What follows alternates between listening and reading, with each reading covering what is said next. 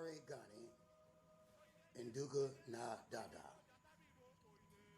This is Nduga Abu Amin Ra. My brothers and sisters, I would like to speak to you for just a few moments on your making the decision to repatriate to Mother Africa. First of all, let me say, going to Mother Africa and repatriating back there is a good thing if you're going for the right reason. But my brothers and sisters who are members of the diaspora, especially those in the United States and perhaps England, this is your land right here. Mother Africa is your land also. But your fight is right here. This is where your ancestors were robbed of over 240 years of their labor, working 6 days a week, 12 hours per day,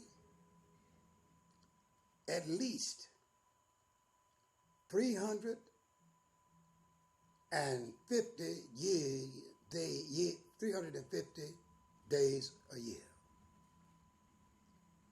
Now, my brothers and sisters, I know you have developed, or it has been cultivated in you, a vast amount of fear that you feel you cannot overcome. You see, the Master created fear in you as a defense mechanism of his so that you would not attack him and move towards your liberation. So he would beat you in front of other slaves, hang you in front of other slaves, fill you with gunpowder and blow you up in front of other slaves, hang you from trees in front of other slaves. All of this was done to infill you with fear, a fear that you would feel was insurmountable, and it worked. So here you are today on a land where your ancestors sweat, tears, and very flesh infilled the soil and fertilized it and made it rich and productive. A land that now belongs to you by any right-thinking people anywhere in the world.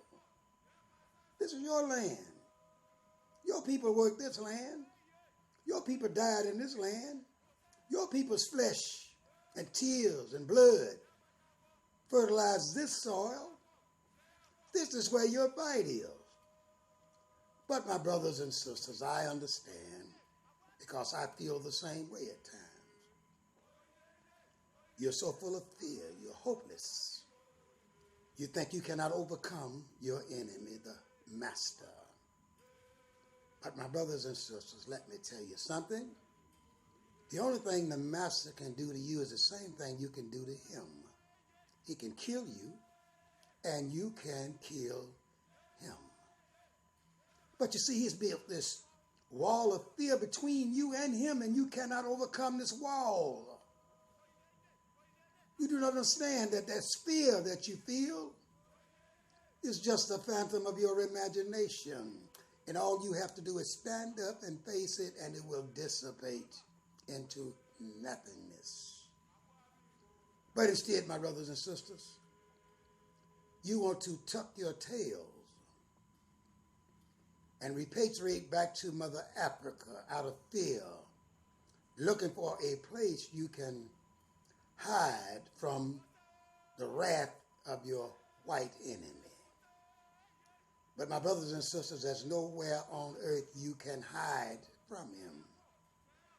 He has all the electronic instruments that are necessary to locate you and decimate you anytime he gets ready to. So why are you running and hiding?